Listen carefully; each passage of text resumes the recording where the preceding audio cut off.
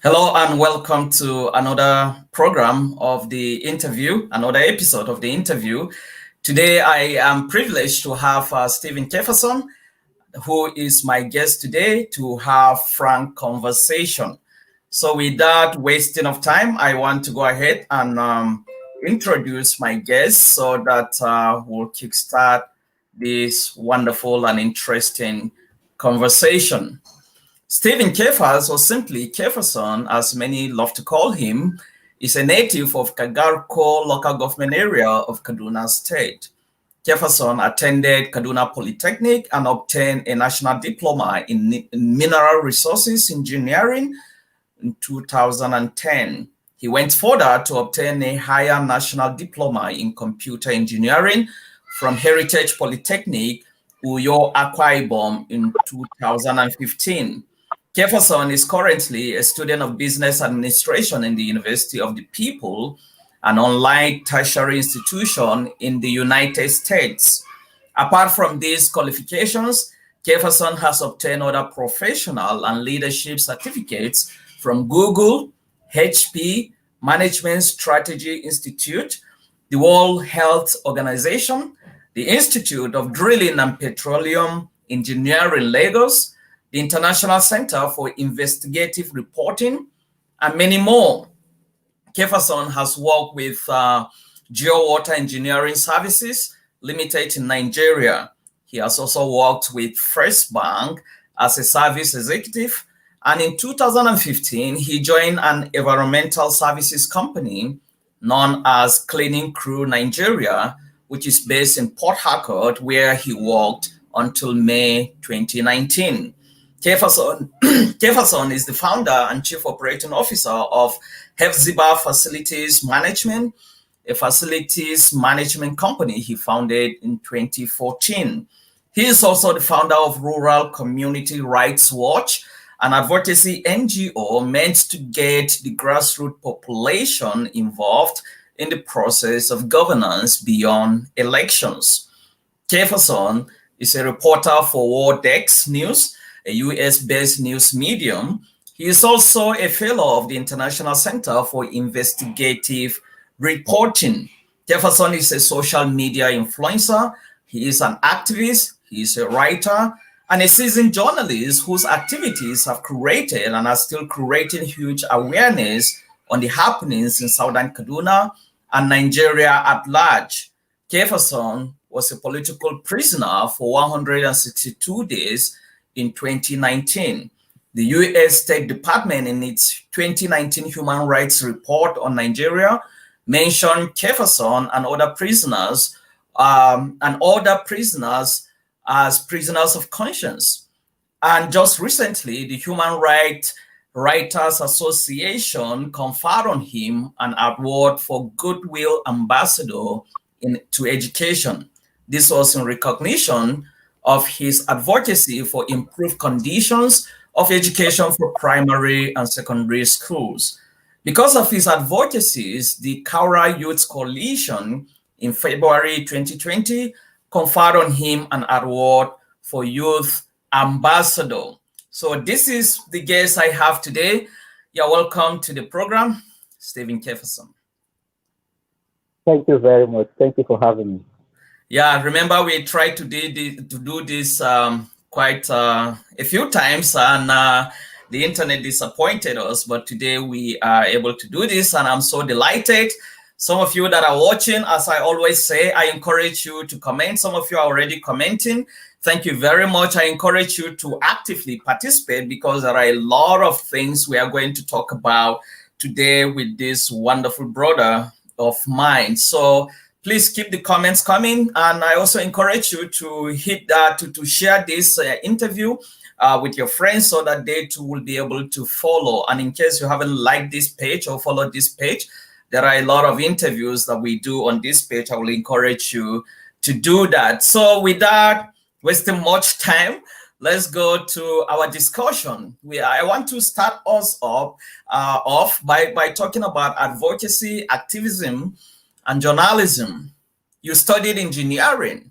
The question is, why advocacy and activism? Wow, thank you very much once again for having me on the platform today. A lot of people have asked me this question. Hey, Steve, you read engineering. Why journalism?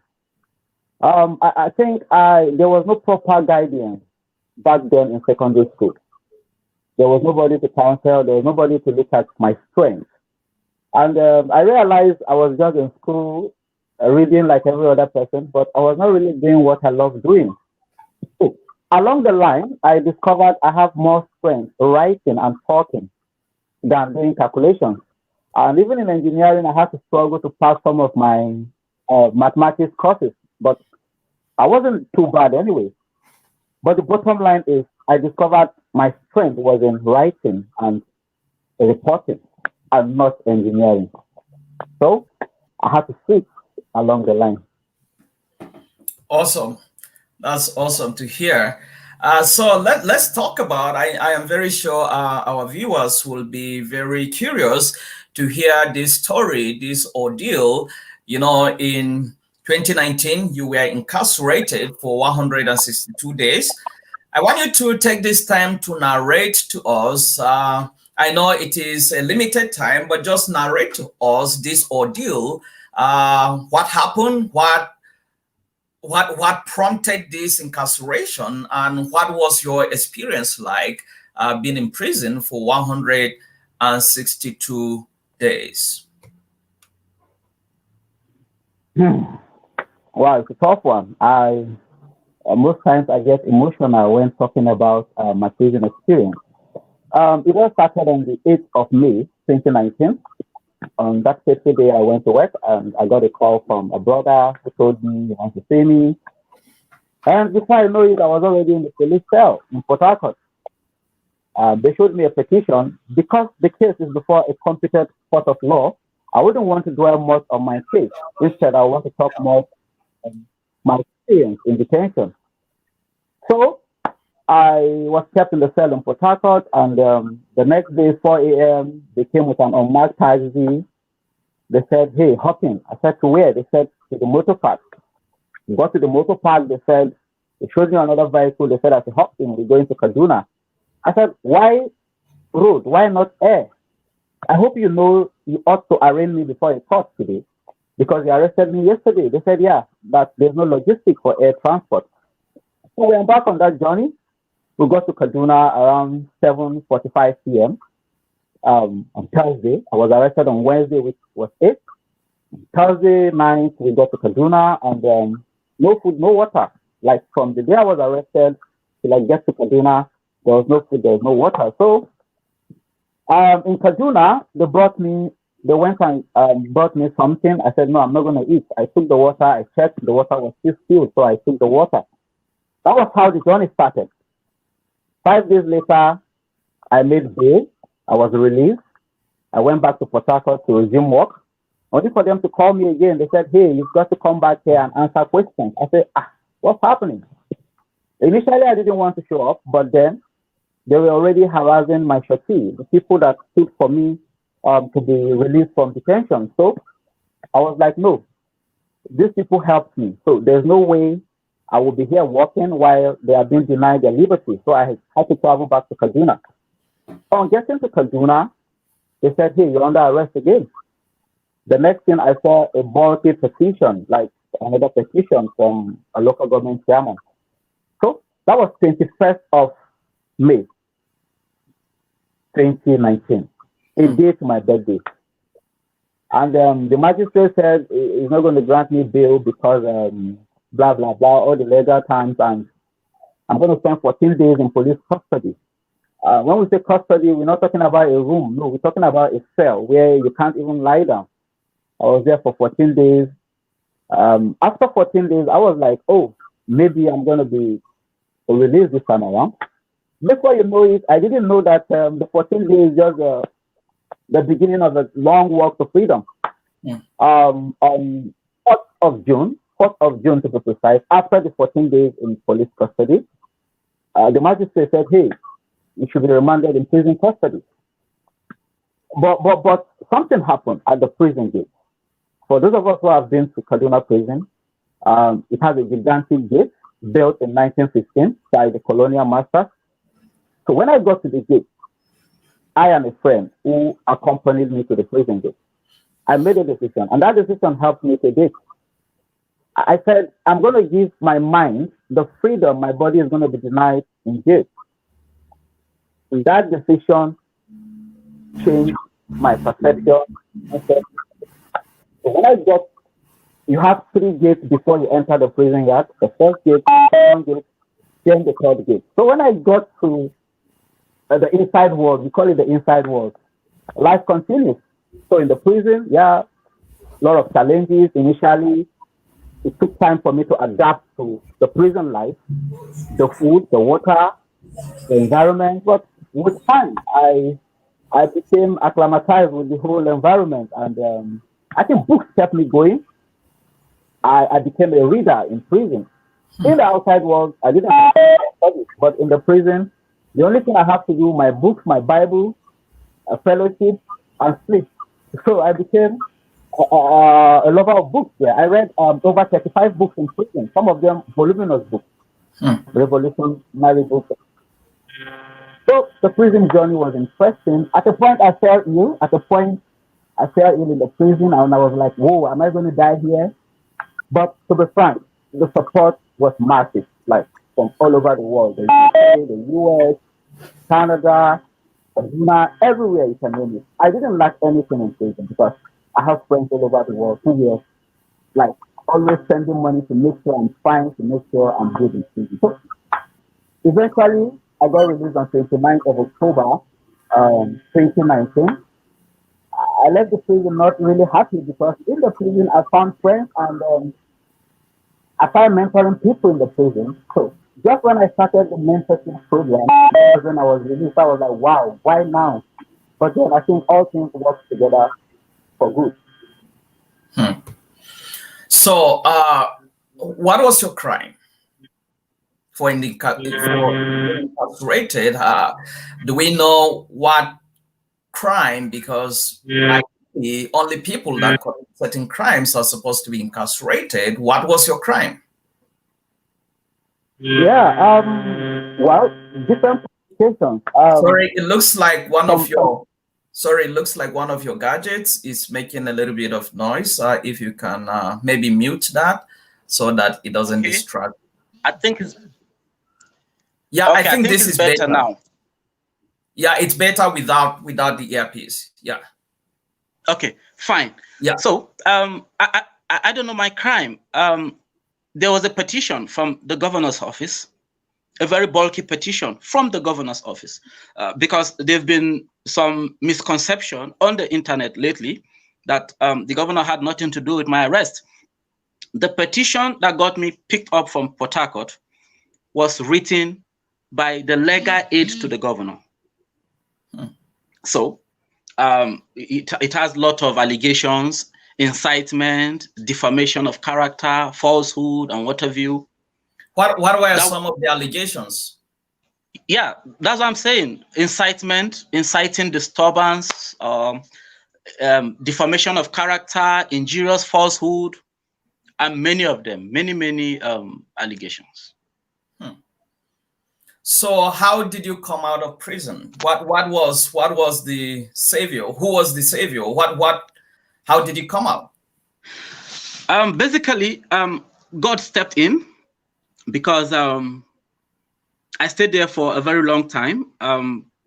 Apart from the military regime, when you keep voices of dissent for a very long time, in fact, you lock them up and throw the key away. I don't think in recent history in Kaduna, no political prisoner has stayed longer than me. I stayed for 162 days. And there was court sessions. Then I had a lawyer who was ready to go out of her way to sacrifice her time, her resources, to make sure I made bail. And she was not just my lawyer, she was also my chief encourager. Like sometimes she visits, she says, Steve, be strong, we'll overcome. And I think she contributed to my sanity being intact in there, because she was not just coming to tell me about legal proceedings. She was coming to tell me about how I'm going to keep staying strong. And eventually, I made bail. Were you mistreated in the prison? The prison environment itself is like a concentration camp. Because the Kaduna prison has a holding capacity of about 574. But as at the day I left there, we had over 1,700 and something, which is like ×3 of the holding capacity. So you can imagine something that is meant for one person, you now have 3 people using it. So the atmosphere alone is enough torture. Like you could lose your sanity in there. The air you breathe in the prison is different from the air we breathe outside, because the prison walls are so tall that, I mean, everything there is different. So you don't need anybody to hit you for you to be tortured. No, the environment alone is enough torture on you. Seeing yourself in that kind of environment is more than physical torture. How were you fed? Yeah, feeding. Well, I live in the prison like a king, like I said. We have food arrangement. I never lacked anything. I had 3 square meals. I had beverages. I had everything I needed from the outside, because, well, my safety was paramount. So eating the prison food, I wasn't sure what would happen there, considering the nature of my case and why I was in the prison. So I didn't eat the prison food, not because I'm better than those eating it anyway. I think I'm privileged to have friends who actually supported me throughout my stay in prison. What about treatment? Will you say you were treated differently from other prisoners? Yeah, I was loved by many. I was loved by the prisoners. I was loved. In fact, while in the prison, I was always in the condemned prisoner's cell. In fact, that was where I worship. Like, people were like, oh, you are just an awaiting trial inmate. What are you doing in the condemned prisoners' prison? Their church, that's where I worship. Because I said to myself, I said, oh, look, these guys are condemned to death, but they are still happy. They are still living life normal. So I think they inspire me. Those guys inspired me. And to be frank, I was treated like a king in the prison. Like, everybody loved me. The Muslims, the Christians, the Fulanis, everybody in there loved me, including the prison officials.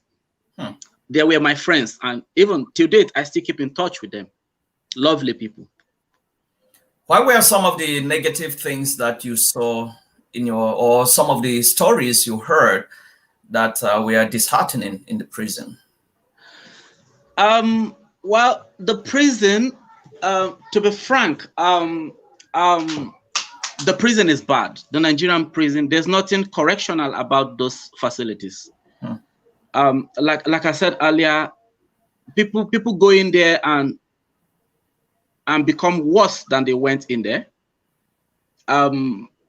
People die easily. Like, just malaria could kill someone there because the medical facility there is poor.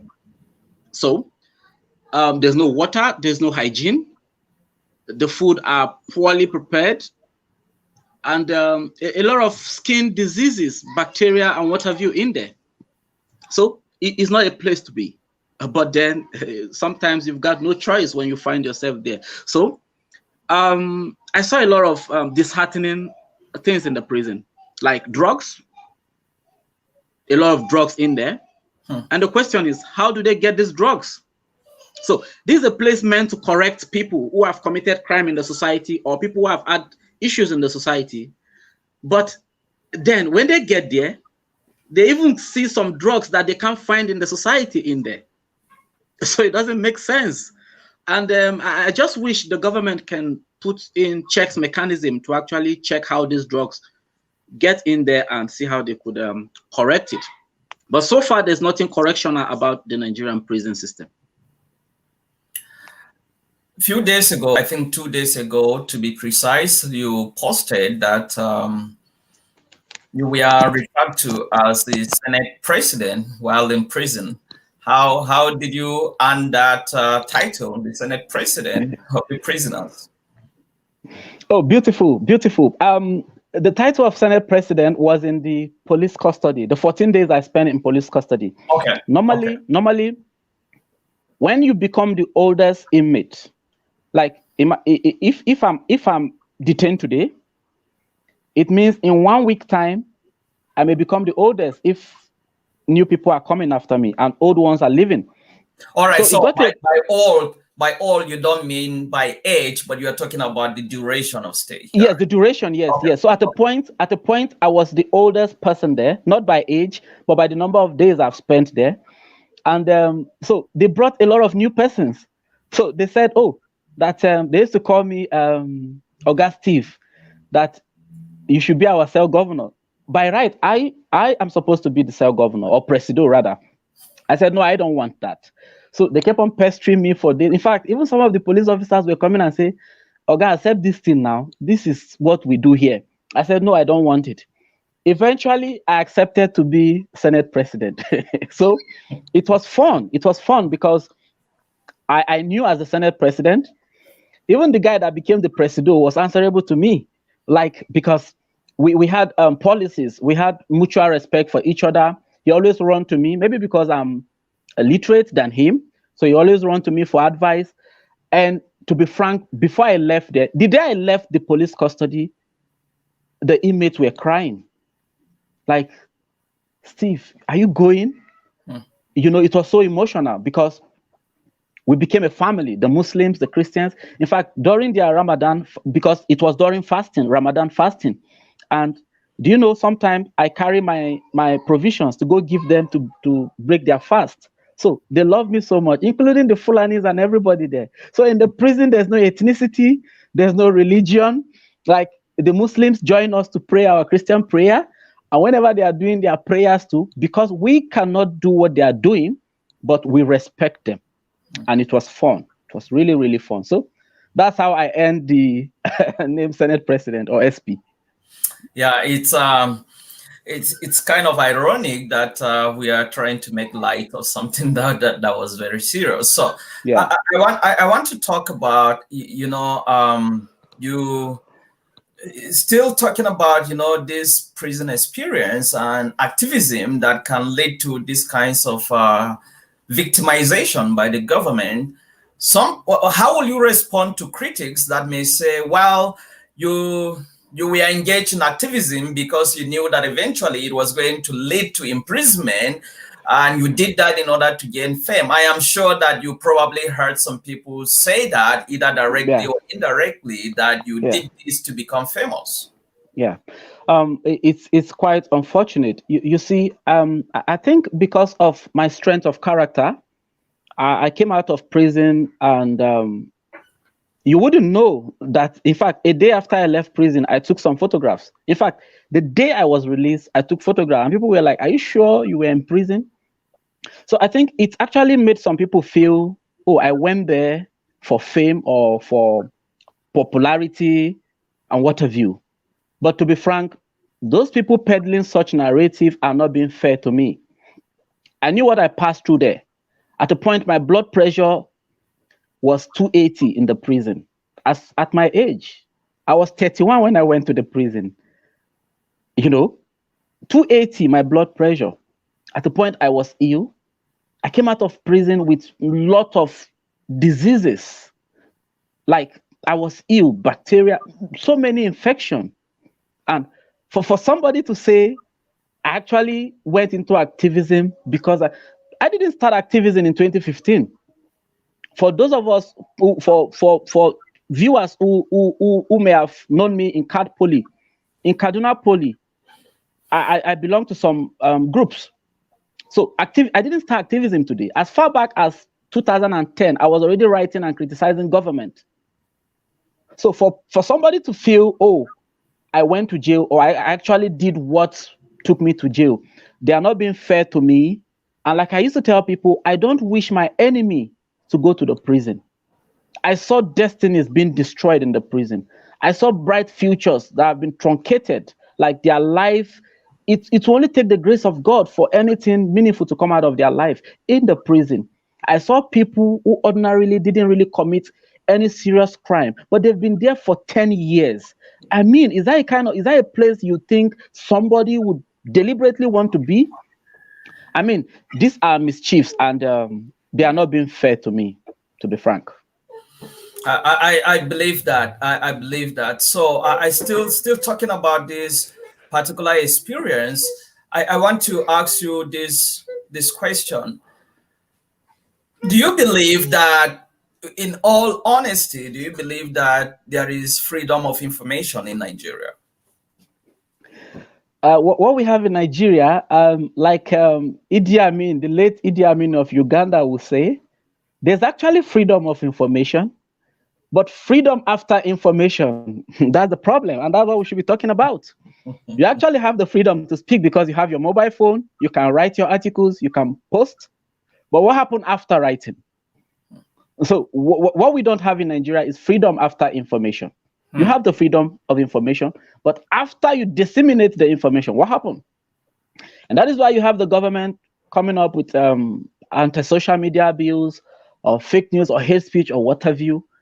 All these are meant to shut the voices of dissent. Like, people must not talk again. So there's nothing like freedom. In fact, yes, in theory, yes, we have freedom of information, but practically there's none. And that is why you could just write something on your social media page. They will tell you that that thing is inciting. And if you look at the security challenges bedeviled in Nigeria today, none can be linked to social media. None.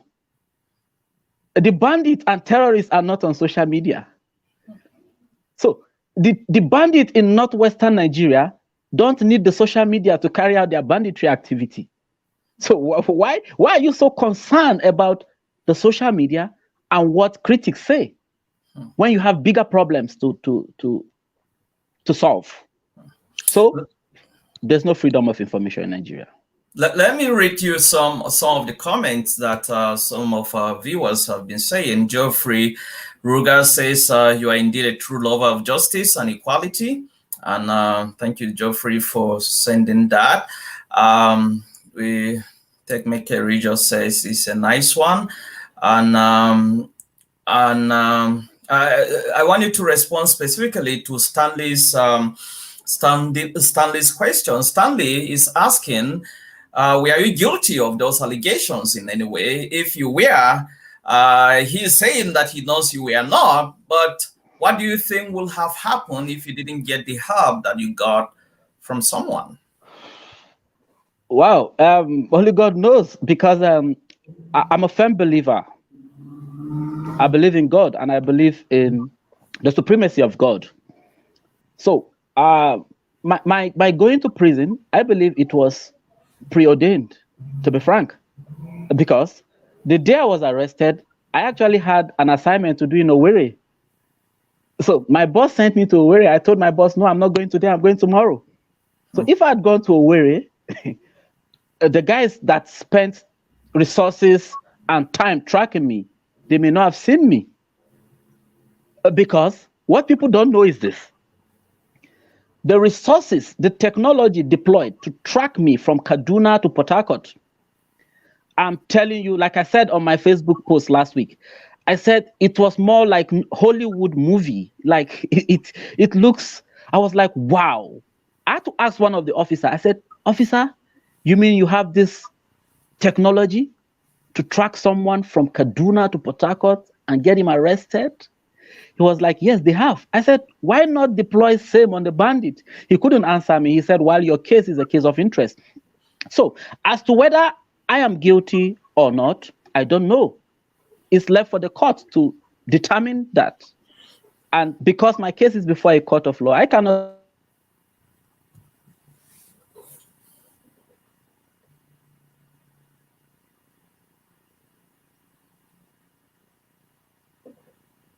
Are you with me? Yeah. So like I say, I cannot tell whether I'm guilty or not. It's left for the court to decide that. Talk to me a little bit about that. When you say your case is still in the court of law, what does that really mean? Does that imply that there are chances of you going back to the prison? Well, I don't know. Because of COVID-19, my case have not been going on for quite some time. The last time I was in court, there was an adjournment, a long adjournment, which was supposed to expire in May. Then the lockdown came, and so I think I'm still here. I'm here to get a new date to go back to court. As to whether there are chances of me going back to the prison, well, I don't know. But whatever happened, I leave that to God. Yeah, so let me read to you what Reverend Gambo Waziri says. He says, your case is purely the application of the truth shall set you free. And I love the fact that you acknowledge God as the one who stood by you. And thank you. Yeah, and Bartholomew also says he loves your spirit and he's wishing you well. And let me see. Yeah, so Stanley is just acknowledging the way you responded to him. He's just acknowledging that. So let's go to talk about more about activism, advocacy, and journalism.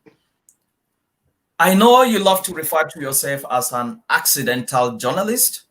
How did that experience, because you train as an engineer, how did you become an accidental journalist? Because I never planned for it. A time and event actually pushed me into journalism. And when I was shortlisted to be trained by ICIR, International Center for Investigative Reporting, a lot of people don't know that I was trained by them. A lot of journalists applied across Nigeria, professional journalists. And luckily, an amateur like me was shortlisted in Kaduna out of the professionals that applied, those who read mass comm and what have you. So I think it's divine, because after my shortlistment, I was like, wow, it means God really wants me to pursue this thing further. The training was awesome. It was wonderful. I'm actually working on some investigative reports, which I'm sure, by the grace of God, they will help, like, how do I put it? They will help tell the world that, look, hey, this guy is truly in love with this thing. And I think basically, I love reporting what I see. I love going places. I love traveling. Sometimes I'm in Katsina. Sometimes I'm in Zamfara. Sometimes I'm in Sokoto. I'm in Maiduguri. Nobody sent me there. I go there on my own. I want to get information. I want to know things that are happening. And I want to get this information to the public domain. The last time I was in Maiduguri, October last year, I went to Baga. In fact, that was when Baga was still under the control of the terrorists. I went there. And somebody was like, who sent you there? I said, I want information. So I call it accidental because I didn't plan for it. I didn't study journalism or mass communication. I just find myself doing it. And my mentors like, oh, it's like you love this thing. Why not build a career on this thing? That's how it all started. So I still believe I'm an accidental journalist, but then divinely programmed by heaven. You have been vocal about the NSAS protest, and which seem in the past couple of weeks to have gone to have died off, so to speak. But there is a second wave of the protests in Nigeria. My question to you will be, where do you see the NSAS protest taking Nigeria to? Well, I was not just, or I'm not just vocal. I took part in the protest in Abuja. In fact, on the Sunday, the Inspector General of Police announced the disbandment of SARS. I was at that protest where there was a crackdown. I lost my phone. You know, I was tear gas. I had to take treatment. And I think that protest taught me something. It taught me that there's a different breed of Nigerian youth. This generation, they call them the Sorosoke generation, to speak loud. And we've never had it this good, where you have youth. In that protest, we have Muslims there. Like in Abuja, one of the protests, the Muslims were praying on a Friday, and we had to form a barricade for them to pray. Now, that's the unity I saw. I saw youth that are ready to take their destinies in their hands. And the NSAS protest is an ideology. It's not just the physical appearances on the streets. It's an idea. And that idea is that, hey, look, we are tired, we've been oppressed, we've been suppressed. It's time to take it back. And that is why for the first time in a long time, you now have protests holding in Katsina, Sokoto, Kaduna, protests. Like today, there was a protest in Katsina. What do you think motivated them? People are tired. So people now know that, oh, it means we could actually protest when things are wrong. As we speak, today there was a protest in Katsina. It has never happened before in this country, especially when you have a northerner as a president. No way. So people are tired. So there was a crackdown on the NSAS protest. Yes, protesters were killed. But to be frank, I can assure you that it's still going to come up again. It's an idea. You don't kill an idea with guns and bullets. It's just a matter of time, and it will resurface again, and it will be big this time around. The Adara people that you have been vocal about, I think they are still without a king since their king was killed. Is that correct? Absolutely. Tell me a little bit about this whole ordeal of the Adara chiefdom. What have you been hearing recently about the Adara chiefdom, and especially the appointment of their king? The elders went to court, and I think there was an adjournment. A week ago, they were in court, and there's another adjournment, even though one of the, I'm not a lawyer, I don't know how to put it. There was actually an application they made for status quo to be maintained, which means there should be a chief pending when the court will finally decide on the case itself. So I think that application was quashed by the court. So which means they will still be without a chief pending the outcome of the case generally. And it's quite unfortunate because a lot of people think I'm Adara. I'm not Adara. I love justice. Mm-hmm. It doesn't have to be where I come from. In fact, my local government is one of the most peaceful local government in Nigeria, not just in Kaduna, because we've never had any issues of herdsmen or terrorist activities.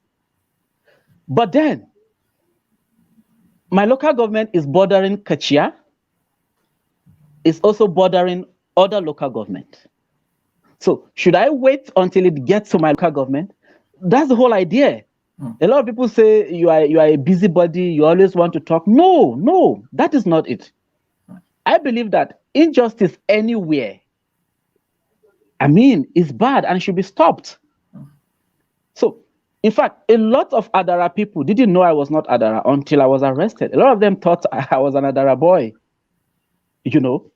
So I follow injustice anywhere. When the Shiites were killed in Zaria, the Shiite Muslims, I advocated. I said, no, you don't kill these people. They are humans.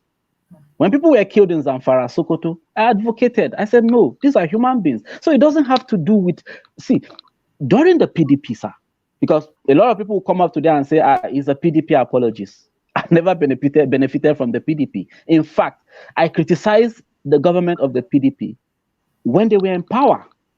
But maybe they were more tolerant. So they didn't come for my head. They didn't come to get me arrested compared to what we have today. So it's not about party. It's about justice and fairness. So it's unfortunate that the Adara people are without a chief today. Instead, Kajuru now have an emirate. That's an irony. They have an emirate and they no longer have their chief again. Quite sad, but that's the reality today. But I believe that sooner or later, of course, this government will soon go. The case is still before a court of law, and hopefully they'll get justice and they'll reclaim their chiefdom back.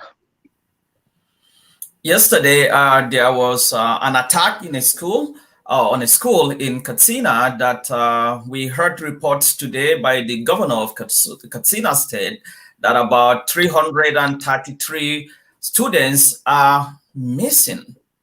What do you make of the state of insecurity, especially this particular incident, and the general state of insecurity in Nigeria? It seems to me like Nigeria is gradually moving to the state of anarchy. How will you respond to that? Yeah, already there's anarchy in the land. There's lawlessness. And that is why you could have government officials coming to talk about ungoverned spaces, spaces that are not governed, especially in Kaduna. The governor and the commissioner of security always use that phrase, ungoverned spaces. I mean, a sovereign nation now have ungoverned spaces. How? I don't understand. When you have the Air Force, the ground troop, you have borders, you have immigration, I don't get it. So, one, there's no sincerity of purpose.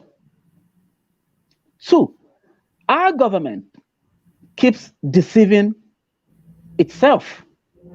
Because I belong to this school of thought that until the actual cause of a problem is identified, there may never be a solution. So what we have today, you keep hearing rhetorics. Oh, they are bandits. Oh, they are criminal elements. Oh, they are herdsmen. Oh, they are this, they are that. I mean, the narrative has too many. What happened in Katsina, for instance? I can bet you, bandits do not have the facility and resources to coordinate such a large-scale abduction. This didn't happen on the highway, like what we have in Kaduna, along Kaduna-Abuja Expressway. They went into a school. This is how terrorist group operates. In 2014, it happened in Chibok. They went to government secondary school Chibok and abducted over 200 girls, some of who are yet to return back to their families. In 2018, it happened in Dapchi, another secondary school. Over 100 were abducted. Till date, Leah Sheribu is yet to return back to her family. But the most unfortunate thing is that you have the same government who have witnessed this thing happen in 2018 under their leadership, calling this thing banditry, that bandit. I mean, I don't get it. They keep shying away from the fact that a splinter group of Boko Haram are already in northwestern Nigeria operating. There was a report by, is it ABC News in the US some time ago, talking about how terrorists have infiltrated the northwestern Nigeria. But the government keeps shying away from it. They keep saying they are bandits. Who are bandits? What are they? And the same government keep telling you how they've been going and bombarding the bandit location, carrying out area bombardment, killing them. They will show you a video today that they bombarded a location ABC. Tomorrow, the same location ABC will be attacked by bandits. So who are these bandits? Are they ghosts? Do they resurrect after being destroyed or neutralized? I mean, so we have to be sincere with ourselves. We have to be sure that, look, we really want to end this thing. As far as I'm concerned, the government is not ready to end insecurity. What they are doing, they are pampering the criminals or the terrorists. You have been very critical of Governor El-Rufai of Kaduna State.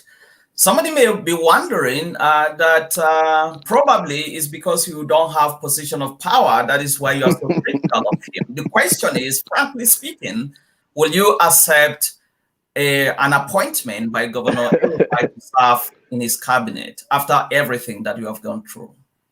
Capital no.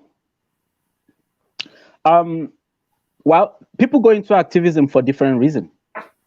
Some go into activism because they want to make money, because they want to be recognized and given political appointment. I think my case is different. Like, I mean, I don't get it. How do you fight injustice if all you are out for is to get appointment? How do you fight injustice? A lot of people you see in government today, they were comrades in this struggle. For instance, my lovely sister, Joy Akut, she was with me in Sanga 2014, July to be precise, when we went to advocate against killings and delivered relief materials at Guantu. She was there. I have pictures. We were together. We spoke about this injustice, but today she's in government. So I'm not saying it's bad to be appointed, but do you have the strength of character to still maintain your integrity and what you believe in while in government? I think that's what is important here. I used to tell people, I said, look, the reason why I can't work with politicians is this. I will criticize you. You that you are my boss, I will criticize you. When I see you going wrong, I'll be the first person to write about it on social media. So of course, they won't want to work with me. So I'm not saying it's bad. It's allowed to take appointment, but provided your appointment will not make you derail from your ideologies. If you are for justice, fight injustice even while you are in the palace of the king. That's what matters. And how many young people have the balls to do that? They'll tell you their hands are tied. In developed countries, when your hands are tied, what do? You resign, you put in your resignation honorably. But here they'll tell you, my hands are tied. If I resign, will you give me another work? Me, am I working? I've been doing volunteer work for years. After my incarceration, I lost my job. I started a company. The company could not even get jobs because the name alone, sometimes you bid for jobs, hey, this guy, no. You get, but that does not mean I should now compromise my ideologies because I want to make money. Money is not the ultimate thing, sir. So, as to whether I will accept appointment, no. Not in this government, and even in future government, I will tell you boldly that there must be terms and conditions. If I see wrong, I'll say it. Are you totally ruling the possibility of you getting involved in politics in the near future? Not really. I told my mentor, there's a discussion going on between me and my mentor presently. And I told him that, sir, I'm scared the system may corrupt me. He was like, how? I said, because I've seen some great guys go into this politics and become stupid. We've seen some straightforward activists get into the political arena, get elected, and become stupid. So, and I feel maybe there's something about the system that once you come in, but then I've seen some few who stood their ground. Yeah. Who stood their ground. So I'm not ruling it out completely, but the future will decide that. Like I say, I believe in God, and most times I don't do anything except I get a divine confirmation. You have also been very critical of the chairman of your local government area, who is Nasiru El-Rufai. You have been very critical of him on social media. And you recently posted that you received an information that he is threatening to imprison or harm you. Can you kindly expatiate on that? Okay, for the first time, I'll be talking about that post, because a lot of people have sent me messages on my inbox, hey, what's happening? Why this post? Now, this is it. The local government is the closest form of government to the grassroots. And I felt, why always criticizing the governor when I have a local government chairman? What is he doing? You see, I think ignorance has actually made a lot of people to believe that, hey, it must be president, or governor. No. The local government chairman, the ward councillor, what are they doing? And a few months ago, we have a group. I'm not even an executive of that group, sir. The group that carry out the investigation, that exposed the corruption and the negligence going on in Kagarko. I'm not the founder of the group. In fact, I was added in the group after the group was founded long ago. But because they saw my picture alongside the comrade that went around the communities, I became their headache. Like, hey, this is a Steven Kefason. Hey, he's been sponsored, he's been paid. And unfortunately, the people they claim are sponsoring me, there are people I've been criticizing. I'm still criticizing to date. So how can I criticize somebody that is sponsoring me to fight the local government chairman? After our first report, we went around and I told my comrade, I said, hey, let's not just take photographs. Let this photograph be stamped with coordinates, time, and date, so that whoever wants to argue, look at the coordinate, put it on Google and see if it will not give you a location. That was what we did. So when we released our first report, the local government chairman called the youth leader of my village. He cannot deny it. I'm saying it on air here. He called the youth leader of my village, who is close to my family, and told him to warn us. I and one other, John Thomas, who is from my village. In fact, as I speak to you now, John Thomas cannot travel to the village for Xmas because he said he keep getting calls. He's been threatened that he should warn us that we are embarrassing his government. I said, look at this chairman. You are a chairman. You are talking about embarrassment. That, in fact, if we are not careful, he will send me back to prison.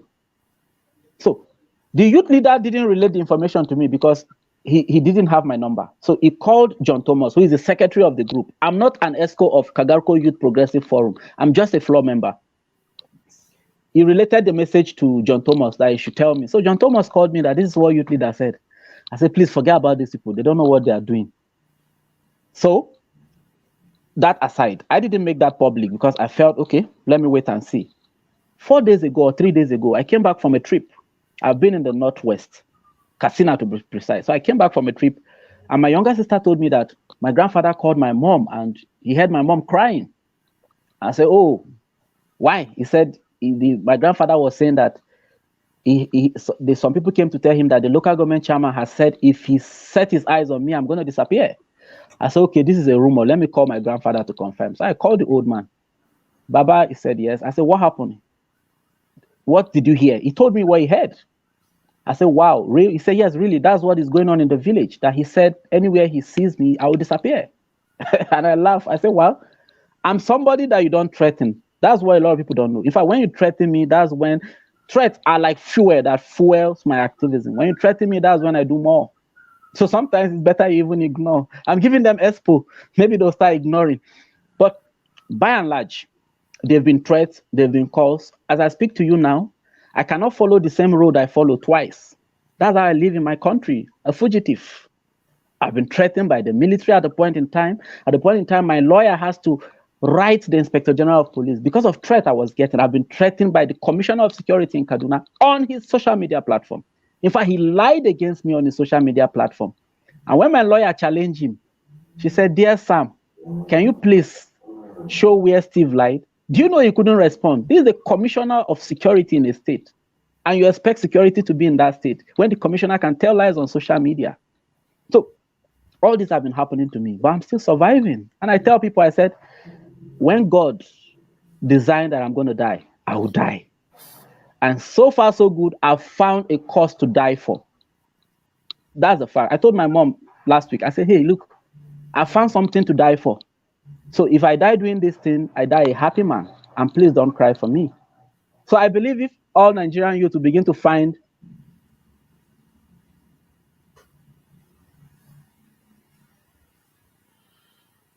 Are you still with me? reasons or something worth dying for, I think I'm here. Yeah, so we don't actually love the narrative of death because you are somebody that is very important, that we want you to stay as long as God wants you to, so that you continue to talk about. Okay. Come again. Can you hear me? Yeah. Yeah, so I'm just saying I don't like the somewhat pessimistic narrative of dying for a cause. I know what you're doing is good, and what I feel we want you to stay as long as God wants you to. So talking about that, don't you think sometimes it is good, not because of cowardice, but because of wisdom, that sometimes you should apply wisdom, especially about some of these threats? When you do that, the oppressor wins. Yeah, when you stop talking about injustice and corruption, the oppressor wins. So it's a marathon. It's not a race. It's something that will outlive me. But I can assure you, sir, there are 1,000 young people out there willing to do and say more than I'm doing. And that's what gives me the courage to continue. Like a lot of young people will say, hey, Steve, you inspire us. And I'm beginning to see young people talking. They are no longer afraid. I think maybe because my prison experience has actually inspired a lot of people. They say, oh, wow, it means people don't go to prison and die. They come out stronger. So, but then, while you are being optimistic, the fact remains that we live in a dangerous country. My friend Abubakar Dadiata has been missing for the past 1 year. He's missing. He left 2 children, 2 kids, and a wife. He was a critic of the system. Nobody knows his whereabouts since August last year. I was in prison when I got the information of his disappearance. So that's the reality. So we live in a country where you know that you could disappear at any point in time. But then, when there are threats from people that are known, it's better you make it public. That was what I did. Are you afraid of anything? Does anything get you scared? Not death, not incarceration. So what's your greatest fear, if you have any? My greatest fear is to wake up tomorrow and begin to sing a different song from what I'm being known for. That may lead me to commit suicide. Okay, let's not talk about suicide. I mean, I don't like the issue of death, suicide, and some of these things. A very valuable person that we want you to stay and continue to inspire a lot of people, as you have been doing. Stanley says we don't fight for compensation, we fight for justice. I think he was absolutely one of the things that you have said. And Gambo Waziri says he loves your spirit. And Reverend Beatrice Bamai says he's so impressed by your poignant statement that you have found something to die for.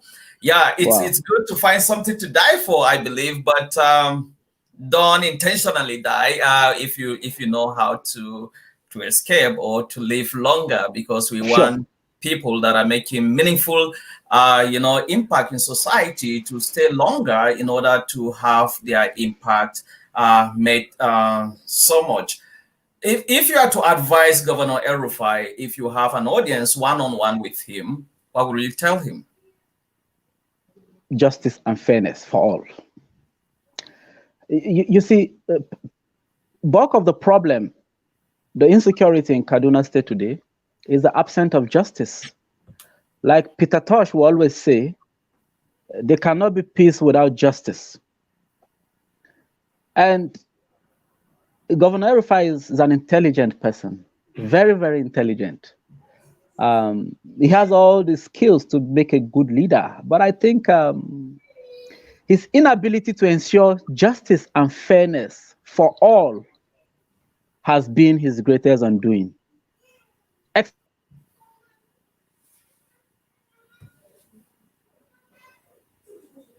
He has never. Okay. Go ahead. He has never hidden his dislike for the Southern Kaduna people. And that is why whenever he's on air, especially on TV, he finds it very hard to pretend that he loves the Southern Kaduna people. I don't know whether you have noticed it, because out of the abundance of the heart, the mouth speaketh. So most times he speaks what is in his heart. He speaks from the abundance of what he has in his heart about us. And that's all I've been asking for. Be fair to all of us. If you do A, B, C for the North, do D and E for the South. I mean, the Constitution allowed this, and that is why you have Federal Character Commission in Nigeria. These are meant to checkmate things like this.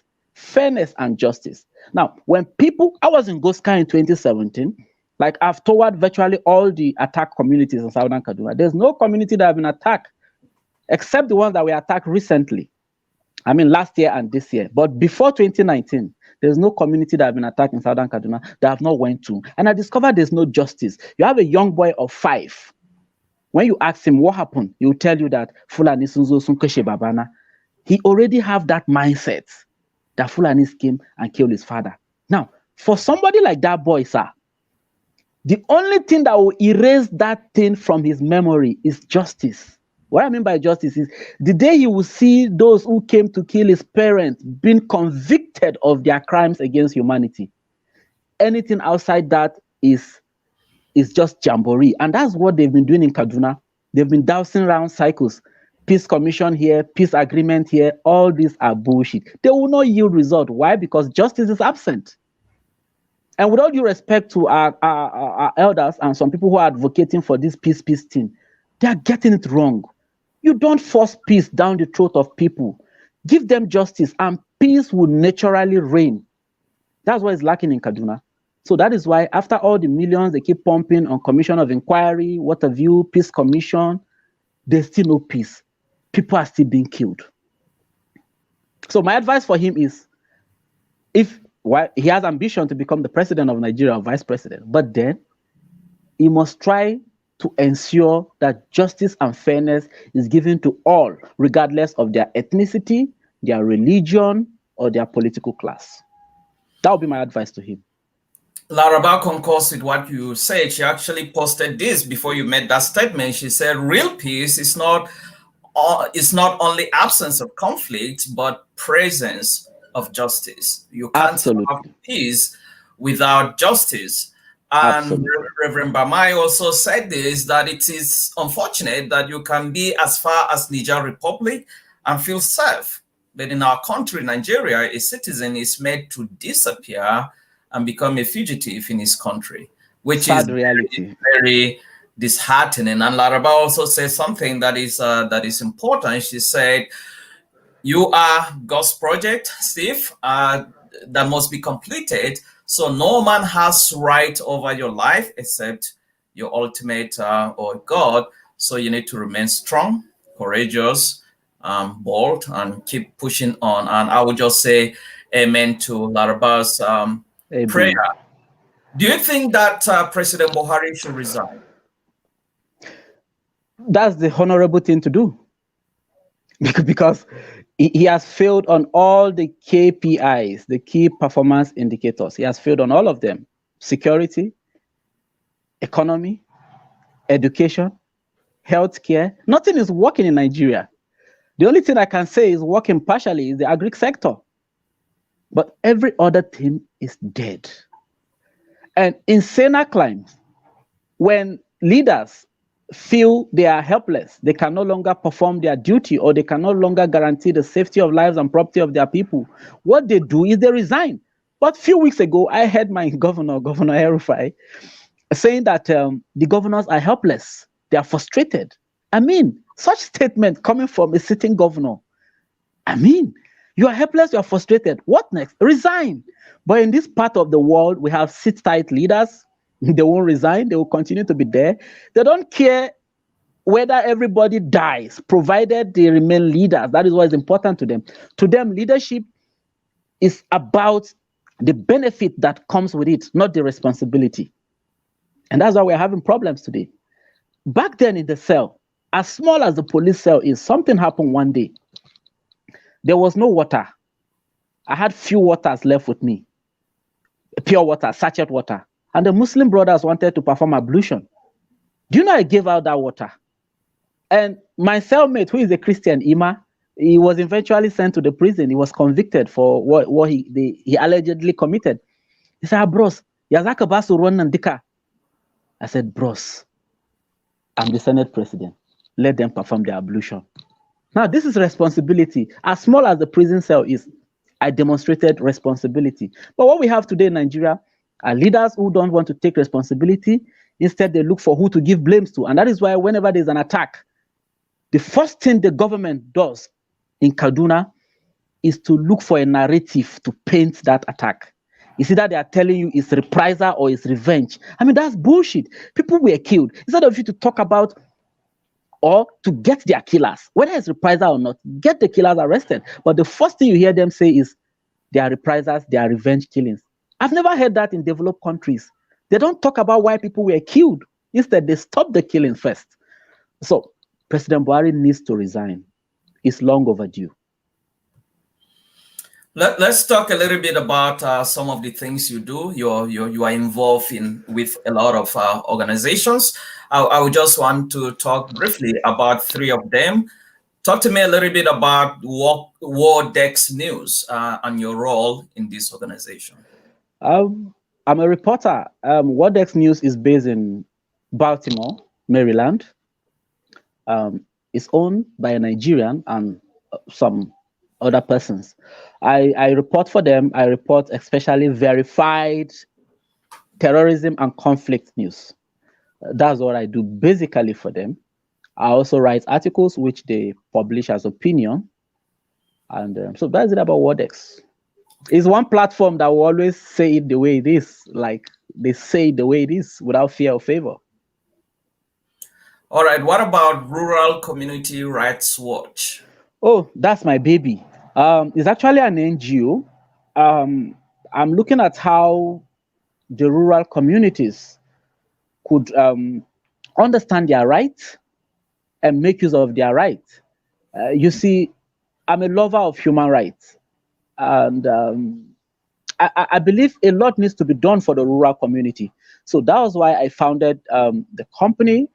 We have a website now, and we are still trying to get the registration done. It's a Herculean task in Nigeria today to register an NGO, but hopefully we'll be able to do that as soon as possible. It's all about advocating for the rights of the rural dwellers. That's where I go to often whenever I'm less busy. I travel to rural areas to see how they survive. And I discover that most of them don't even know their basic rights. And that is why when a local government chairman sinks a borehole, they'll be thanking him and be praying for him throughout their life. Because to them, he has done a privilege for them and not their rights. I mean, so I want to sensitize them. I want them to understand what are their rights. Bringing rural electricity to you is your right. They are basic amenities. You are a taxpayer, so you are entitled to these things. They are not privileges. And that is why you have a government who pays salary and expect thank you from the civil servant in the rural communities.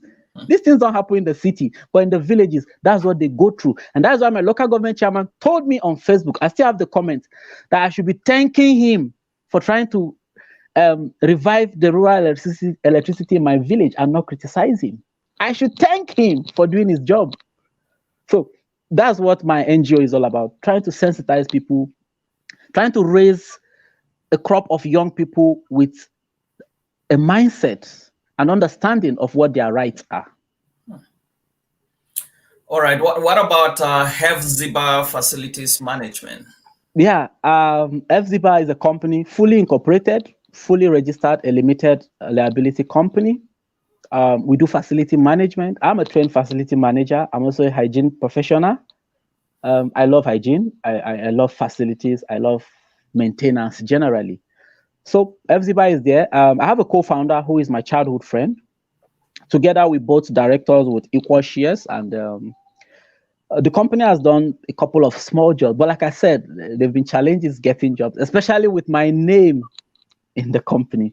But hopefully, another government will come, another pharaoh will come who knows Joseph, and we'll be able to get jobs, legitimate jobs to do, not corrupt jobs, not to launder money for politicians, no, but services that we can offer and get paid for.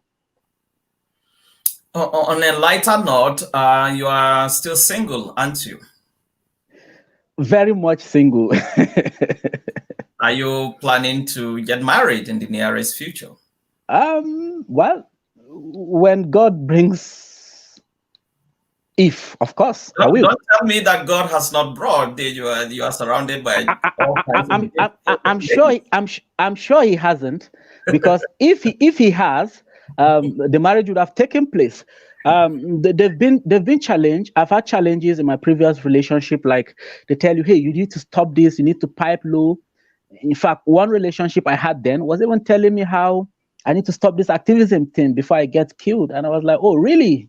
It means you are not meant to be with me, because whoever is meant to be with me will understand what I do and will key into my vision and be a pillar or a support to me and not to discourage me. So are you very intentional about having a relationship and thinking about marriage?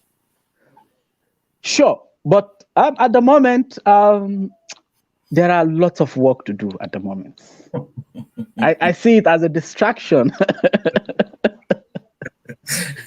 Marriage is not a distraction. At the moment. All right. Reverend Gambo Waziri says that he 100% supports the issue of justice and fairness, one of the boys that were shot during the attack was in their IDP camp. Exactly. One said, "Sir, I know the Fulani that shot me. If I grow up, Exactly. I must pay back." And I think he's just calling to this issue of until justice is done, people will continue to have hurt, and you keep seeing this vicious cycle of attack and retaliation and all kinds of things that are going on. As we try to wrap up, I just want to talk about the future, to project the future. What is your message to Nigerian youths? Yeah, my message to the Nigerian youth is that they must be ready and willing at all times to take their destinies in their hand. You see, like, what inspires me into activism? That's the question you didn't ask. I'm writing it. It's part of my prison memoir. Yeah, that's an oversight. I think is very important. Yeah. Please tell us a little bit about that. What inspired me into activism is the society I was born into. You know, being born in a society where people are segregated based on their religion, based on their ethnicity. Like myself, Steven Kefason, I was telling somebody, I said, I've never benefited anything from Northern Nigeria. He said, how? I said, my name. In fact, sir, to get an indigene form from my local government was hell. And then this thing didn't start today. Like my father, his name is Sule. But I told my dad, I said, hey, I'm not going to be a Sule. Yes, I changed it. A lot of people don't even know my son name because Steven and Kefas are all my names. My son name is not there. But basically, I had to fight that injustice. I changed it myself. My grandfather is Ibrahim. I said, no, if I must use it, it will be Abraham. And they gave me reasons. They say, hey, in this society, in this part of the nation, in this part of the world, you must bear certain names to be able to get what belongs to you. And I was like, what? No. These are what inspired me. I was like, no, I need to take a stand, and which I've been able to do. At least my name, I was able to change my son name. To date, I'm still using it. It's reflected in all my certificates. Not changing per se, like instead of using it Sule, I said, no, hey, you'll be Solomon or you'll be Michael instead of this. So that's what inspired me. So the Nigerian youth, they've got to take our destinies in our hand and understand that nobody owes us anything in this country. Like, nobody owes you anything. Take your destiny in your hand and fight your battle. What is your message? What is your message to the Kaduna State government, and especially the governor? Well, currently he's on self-isolation. I wish him quick recovery. And my message to him is that the next 2.5 years, he can still use it to make a difference. He can still use it to change the perception, especially in Southern Kaduna. 2.5 years is a long time. He can change the narrative. This narrative of you hate us, he can change it. He can begin to show love. Let him show love as a father. He's the father of the state. Let him love everybody equally. The same empathy he showed at Igabi when over 50 villagers were killed in March 2020. Let him replicate the same empathy whenever a community is attacked in Zangon Kataf and Atia people are killed. That's what we are asking for. We're not asking for too much. Empathy. At Igabi, he went there, he talked tough. He said, hey, you terrorists, you bandits, never again shall we negotiate with you guys. I was impressed with what he said at Igabi. But whenever there's a killing in Atiap land, what you hear is the Atiap people don't like peace or his reprisal. No, in Igabi, he didn't say so. He didn't give reasons why they were killed. So if he can do that, I'll be his #1 fan. Can you point to at least one thing that that is positive that the governor of Kaduna State has done? In Northern Kaduna, there've been some good infrastructural development in Northern Kaduna. And the reason why I don't commend such, because my area is being neglected. So why should I be commending you for working on the north when I've not seen anything in southern Kaduna?